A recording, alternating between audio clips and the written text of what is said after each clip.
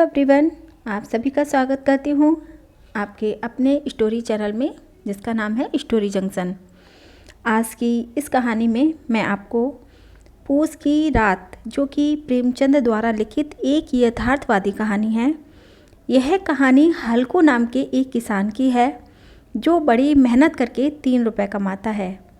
इस कहानी की जो मूल संवेदना है वो भारत के गरीब किसान की व्यथा को व्यक्त करती है कि वह किस तरह से जी तोड़ मेहनत करने के बावजूद भी गरीबी के दिन गुजारने को मजबूर है। तो चलिए आइए स्टार्ट करते हैं आज की इस कहानी को, जो कि मुंशी प्रेमचंद द्वारा लिखी गई है, पूस की रात। हल्कू ने आकर स्त्री से कहा, सहना आया है, लाओ जो रुपए रखे हैं उसे दे दूं। किसी तरह गला तो छूटे। मुन्नी झाड़ू लगा रही थी, पीछे फिरकर बोली, 3 ही रुपए हैं, दे दोगे तो कंबल कहाँ से आवेगा। माघ पूस की रात हार में कैसे कटेगी। उससे कह दो फसल पर दे देंगे, अभी नहीं। हल्कू एक क्षण अनिश्चित दशा में खड़ा रहा। पूस सिर पर आ गया। कंबल के बिना हार में रात को वह किसी तरह सो नहीं सकता। मगर सहना मानेगा नहीं, घुड़कियाँ जमावेगा, गाली देगा, भला से जाड़ों में मरेंगे, भला तो सिर से टल जाएगी। यह सोचता हुआ वह अपना भारी भरकम डील लिए हुए, जो उसके नाम को झूठ सिद्ध करता था, स्त्री के समीप आ गया और खुशामद करके बोला, दे दे, गला तो छूटे, कंबल के लिए कोई दूसरा उपाय सोचूंगा। मुन्नी उसके पास से दूर हट गई और आंखें तैराती हुई बोली, कर चुके दूसरा उपाय, जरा सुनूं तो कौन सा उपाय करोगे। कोई खैरात दे देगा, कंबल ना जान कितनी बाकी है जो किसी तरह चुकने ही नहीं आती। मैं कहती हूँ तुम क्यों नहीं खेती छोड़ देते, मर मर कर काम करो, उपज हो तो बाकी दे दो, चलो छुट्टी हुई। बाकी चुकाने के लिए तो ही मेरा जन्म हुआ है, पेट के लिए मजूरी करो, ऐसी खेती से बाज आए। मैं रुपए ना दूंगी, ना दूंगी। हल्कू उदास होकर बोला, तो क्या गाली खाऊं। मुन्नी ने तड़प कर कहा, गाली क्यों देगा, क्या उसका राज है। मगर यह कहने के साथ ही उसकी तनी हुई भौहें ढीली पड़ गईं। हल्कू के उस वाक्य में जो कठोर सत्य था वह मानो एक भीषण जंतु की भांति उसे घूर रहा था। उसने जाकर आले पर से रुपए निकाले और लाकर हल्कू के हाथ में रख दिए। फिर बोली, तुम छोड़ दो अब की से खेती, मजूरी में सुख से एक रोटी तो खाने को मिलेगी, किसी की धौंस तो ना रहेगी। अच्छी खेती है, मजूरी करके लाओ, वह भी उसी में झोंक दो, उस पर धौंस। हल्कू ने रुपए लिए और इस तरह बाहर चला मानो अपना हृदय निकाल कर देने जा रहा हो। उसने मजूरी से एक एक पैसा काट काट कर 3 रुपए कंबल के लिए जमा किए थे। वह आज निकले जा रहे थे। एक एक पग के साथ उसका मस्तक पानी दीनता के भार से दबा जा रहा था। पूस की अंधेरी रात, आकाश पर तारे भी ठिठुरते हुए मालूम होते थे। हल्कू अपने खेत के किनारे ऊख के पत्तों की एक छतरी के नीचे बांस के एक खटोले पर अपनी पुरानी गाड़ की चादर ओढ़े पड़ा काँप रहा था। घाट के नीचे उसका संगी कुत्ता जबरा पेट में मुंह डाले सर्दी से कुकू कर रहा था। 2 में से एक को भी नींद नहीं आ रही थी। हल्कू ने घुटनियों को गर्दन में चिपकाते हुए कहा, क्यों जबरा, जाड़ा लगता है। कहता तो था घर में पुआल पर लेटा रह, तो यहाँ क्या लेने आए थे। अब खाओ ठंड, मैं क्या करूँ, जानते थे मैं यहाँ हलवा पूड़ी खाने आ रहा हूँ। दौड़े दौड़े आगे आगे चले आए, अब रो नानी के नाम को। जबरा ने पड़े पड़े दुम हिलाई और अपनी कुकू को दीर्घ बनाता हुआ कहा, कल से मत आना मेरे साथ, नहीं तो ठंडे हो जाओगे। ईरान पछुआ ना जाने कहाँ से बर्फ़ लिए आ रही है। उठूं फिर एक चिलम भरूं, किसी तरह रात तो कटे। 8 चिलम तो पी चुका, यह खेती का मज़ा है।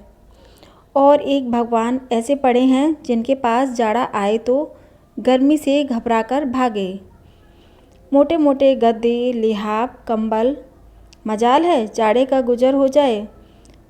तकदीर की खूबी, मजूरी हम करें, मज़ा दूसरे लूटें।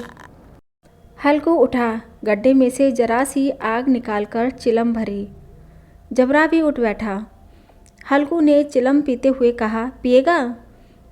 चिलम, जाड़ा तो क्या जाता है, हाँ जरा मन बदल जाता है।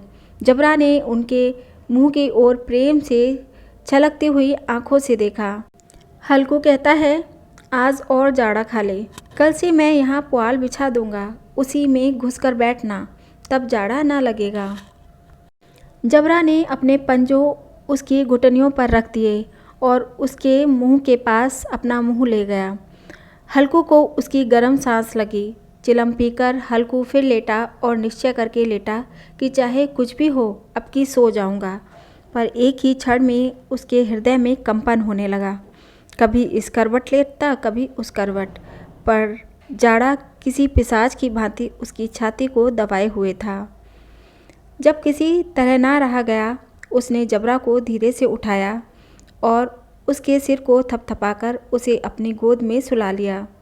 कुत्ते की देह से जाने कैसी दुर्गंध आ रही थी, पर वह उसे अपनी गोद में चिपटाए हुए ऐसे सुख का अनुभव कर रहा था जो इधर महीनों से उसे ना मिला हो।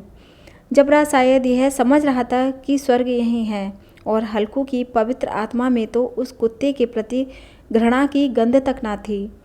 अपने किसी अभिन्न मित्र या भाई को भी वह इतनी तत्परता से गले न लगाता।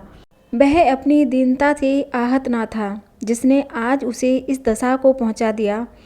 नहीं, इस अनोखी मैत्री ने उसे उसकी आत्मा के सब द्वार खोल दिए थे और उनका एक एक अणु प्रकाश से चमक रहा था। सहसा जबरा ने किसी जानवर की आहट पाई। इस विशेष आत्मीयता ने उसमें एक नई स्फूर्ति पैदा कर रही थी, जो हवा के ठंडे झोंकों को तुच्छ समझती थी। वह झटपटाकर उठा और छपड़ी के बाहर आकर भौंकने लगा। हल्कू ने उसे कई बार चुमकार कर बुलाया, पर वह उसके पास न आया। हार में चारों तरफ दौड़ दौड़कर भूखता रहा। एक क्षण के लिए आ भी जाता तो तुरंत ही फिर दौड़ता। कर्तव्य उसके हृदय में अरमान की भांति ही उछल रहा था। 1 घंटा और गुजर गया। रात ने शीत को हवा से धधकना शुरू किया। हल्कू उठ बैठा और दोनों घुट्टों को छाती से मिलाकर सिर को उसमें छिपा लिया। फिर भी ठंड कम ना हुई। ऐसा जान पड़ता था सारा रक्त जम गया है। धमनियों में रक्त की जगह हिम बर्फ बह रही है। उसने झुककर आकाश की ओर देखा। अभी कितनी रात बाकी है। सप्तऋषि अभी आकाश में आधे भी नहीं चढ़े। ऊपर आ जाएंगे तब कहीं सवेरा होगा। अभी पहर से ऊपर रात है। हल्कू के खेत में कोई एक गोली के टप्पे पर आमों का एक बाग था। पतझड़ शुरू हो गई थी। बाग में पत्तियों का ढेर लगा हुआ था। हल्कू ने सोचा, चलकर पत्तियां बटोर लूं और उन्हें जलाकर खूब तापूं। रात को कोई मुझे पत्तियां बटोरते देखे तो समझे कोई भूत है। कौन जाने कोई जानवर ही छुपा बैठा हो। मगर अब तो बैठे नहीं रहा जाता। उसने पास के अरहर के खेत में जाकर कई पौधे उखाड़ लिए और उनका एक झाड़ू बनाकर हाथ में सुलगता हुआ उपला लिए बगीचे की तरफ चला। जबरा ने उसे आते देखा, पास आया और दुम हिलाने लगा। हल्कू ने कहा, अब तो नहीं रहा जाता जबरू, चलो बगीचे में पत्तियों को बटोरते हैं और तापते हैं। ताप लेंगे तो फिर आकर सो जाएंगे। अभी तो बहुत रात है। जबरा ने कूकू करे सहमति प्रकट की और आगे बगीचे की ओर चला। बगीचे में खूब अंधेरा छाया हुआ था और अंधकार में निर्दय पवन पत्तियों को कुचलता हुआ चला जा रहा था। वृक्षों से ओस की बूंदें टप टप नीचे टपक रही थीं। एकाएक एक झोंका मेहंदी के फूलों की खुशबू लिए हुए आया। हल्कू ने कहा, कैसी अच्छी महक आई जबरू, तुम्हारी नाक में भी तो सुगंध आ रही होगी। जबरा को कहीं जमीन पर एक हड्डी पड़ी मिल गई थी। उसे चिचोड़ रहा था। हल्कू ने आग जमीन पर रख दी और पत्तियों को बटोरने लगा। जरा देर में पत्तियों का ढेर लग गया था। हाथ ठिठुर जाते थे, नंगे पांव गले जाते थे और वह पत्तियों का पहाड़ खड़ा कर रहा था। इसी अलाव में वह ठंड को जलाकर भस्म कर देगा। थोड़ी देर में अलावा जल उठा। उसकी लौ ऊपर वाले वृक्ष की पत्तियों को छू छू कर भागने लगी। उस अस्थिर प्रकाश में बगीचे के विशाल वृक्ष ऐसे मालूम होते थे मानो उस अथाह अंधकार को अपने सिरों पर संभाले हुए हों। अंधकार के उस अनंत सागर में यह प्रकाश एक नौका के समान हिलता मचलता हुआ जान पड़ता था। हल्कू अलाव के सामने बैठा आग ताप रहा था। एक क्षण में उसने दोहर उतारकर बगल में दबा ली, दोनों पांव फैला लिए, मानो ठंड को ललकार रहा हो। ठंड की असीम शक्ति पर विजय पाकर वह विजय गर्व को हृदय में छिपा न सकता था। उसने जबरा से कहा, क्यों जब्बर, अब ठंड नहीं लग रही है? जबरा ने कूकू करके मानो कहा, अब क्या ठंड लगती रहेगी? पहले से यह उपाय ना सूझा, नहीं तो इतनी ठंड क्यों खाते? जबरा ने पूंछ हिलाई। अच्छा आओ, इस अलाव को कूदकर पार करें, देखें कौन निकल जाता है। अगर जल गए बच्चा तो मैं दवा ना करूँगा। जबरा ने उस अग्नि राशि की ओर कतार नेत्रों से देखा। मुन्नी से कल ना कह देना, नहीं लड़ाई करेगी। यह कहता हुआ वह उछला और उस अलाव के ऊपर से साफ निकल गया। पैरों में जरा लपट लगी, पर वह कोई बात ना थी। जबरा आग के इर्द गिर्द घूमकर उसके पास आ खड़ा हुआ। हल्कू ने कहा, चलो चलो, यह सही नहीं, ऊपर से कूदकर आ जाओ। वह फिर कूदा और अलाव के इस पार आ गया। पत्तियां जल चुकी थीं, बगीचे में फिर अंधेरा छा गया था। राख के नीचे कुछ कुछ आग बाकी थी, जो हवा का झोंका आ जाने पर जरा जाग उठती थी, पर एक क्षण में फिर आंखें बंद कर लेती थी। हल्कू ने फिर चादर ओढ़ ली और गर्म राख के पास बैठा हुआ एक गीत गुनगुनाने लगा। उसके बदन में गर्मी आ गई थी, पर ज्यों-ज्यों शीत बढ़ती जाती थी उसे आलस्य दबाए लेता था। जबरा जोर से भौंककर खेत की ओर भागा। हल्कू को ऐसा मालूम हुआ कि जानवरों का एक झुंड खेत में आया है। शायद नील गायों का झुंड था। उनके कूदने दौड़ने की आवाज़ें साफ साफ कान में आ रही थीं। फिर ऐसा मालूम हुआ कि खेत में चर रही हैं। उनके चबाने की आवाज़ें चर चर सुनाई देने लगीं। उसने दिल में कहा, नहीं, जबरा के होते कोई जानवर खेत में नहीं आ सकता। नोच ही डाले, मुझे भ्रम हो रहा है।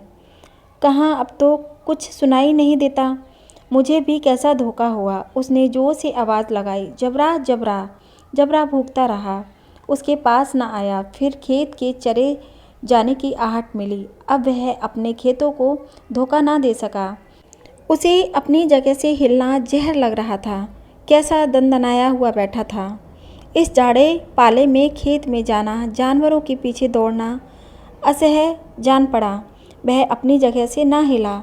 उसने जोर से आवाज़ लगाई, हिलो हिलो हिलो। जबरा फिर भूख उठा। जानवर खेत चर रहे थे। फसल तैयार है, कैसी अच्छी खेती थी, पर ये दुष्ट जानवर उसका सर्वनाश किए डालते हैं। हल्कू पक्का इरादा करके उठा और 2-3 कदम चला, पर एकाएक हवा कस ऐसा ठंडा चुभने वाला बिच्छू के डंक का सा झोंका लगा कि वह फिर बुझते हुए अलाव के पास आके बैठ गया और राख को कुरेदकर अपनी ठंड देह को गरमाने लगा। जबरा अपना गला फाड़ डालता था। नील गाय खेत का सफाया किए डालती थीं और हल्कू गर्म राख के पास शांत बैठा हुआ था। अकर्मण्यता ने रस्सियों की भांति उसे चारों तरफ से जकड़ रखा था। उसी राख के पास गर्म जमीन पर वही चादर ओढ़कर सो गया। सवेरे जब उसकी नींद खुली तब चारों तरफ धूप फैल गई थी और मुन्नी कह रही थी, क्या आज सोते ही रहोगे? तुम यहाँ आकर रम गए और उधर सारा खेत चौपट हो गया। हल्कू ने उठकर कहा, क्या तू खेत से होकर आ रही है? मुन्नी बोली, हाँ, सारे खेत का सत्यानाश हो गया। भला ऐसा भी कोई सोता है? तुम्हारे यहाँ मड़ैया डालने से क्या हुआ? हल्कू ने बहाना किया, मैं मरते मरते बचा, तुझे अपने खेत की पड़ी है। पेट में ऐसा दर्द हुआ कि मैं नहीं जानता हूँ। दोनों फिर खेत के डांड पर आए। देखा सारा खेत रौंदा पड़ा हुआ है और जबरा मड़ैया के नीचे चित लेटा है, मानो प्राण ही ना हो। दोनों खेत की दशा देख रहे थे। मुन्नी के मुख पर उदासी छाई थी, पर हल्कू प्रसन्न था। मुन्नी ने चिंतित होकर कहा, अब मजूरी करके माल गुजारी भरनी पड़ेगी। हल्कू ने प्रसन्न मुख से कहा, रात को ठंड में यहाँ सोना तो ना पड़ेगा। दोस्तों, तो ये थी आज की हमारी कहानी पूस की रात, जो कि मुंशी प्रेमचंद जी द्वारा लिखी गई थी। आशा करती हूँ कि आपको ये कहानी पूस की रात अवश्य ही पसंद आई होगी। धन्यवाद।